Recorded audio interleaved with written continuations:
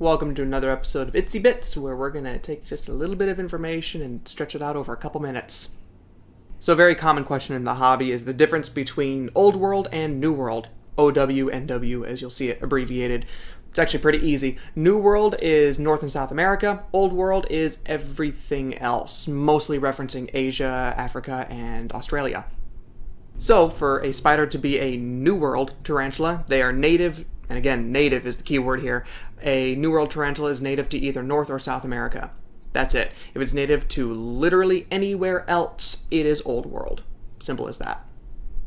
Now, why bother making this distinction? Where does this distinction even come from? It's not just locality. You'll notice there is literally two oceans between Old World and New World if you look at a map. So, of course, they have evolved wildly different defensive and offensive techniques. The biggest of which would be the urticating setae in New World and the potent venom in Old World. In New Worlds, they largely evolved to be large, stocky tarantulas that can kick hair. Now let's talk about differences. Now, everything I'm going to say is generally speaking. There are always those outliers that are exceptions, but I'm talking generally. For New Worlds, they tend to have urticating setae, those itchy hairs I spoke about in my defenses video. Might want to check that out if you want to recap. They tend to be a lot larger, just more intimidating spiders. And that's about it. They tend to not be very skittish. They tend to not be very fast. They are largely just big, stocky tarantulas.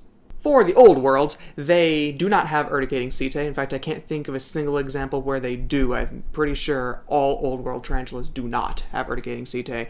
However, they more than make up for it in their venom. They, generally speaking, have very potent venom. Some of these will send a grown man to a hospital.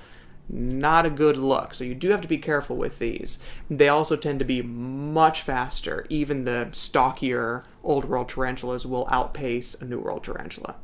And that's actually about it. This is one of the simpler questions to answer in the hobby. But quick note, you'll notice that in the past, if you're an observant watcher, I've said I will never recommend an Old World tarantula to a beginner, for obvious reasons, hopefully. Now, they're fast and they have bad venom. There is just not a good combination for a new keeper. You just gotta know what to expect. Of course, all tarantulas can bite, but Old Worlds can send you to the hospital. And that's it. Thank you for watching itsieBits, and I will see you next time. They come in two variants, both of which are technically dwarf tarantulas. The first one is the small variant, and the other one is large.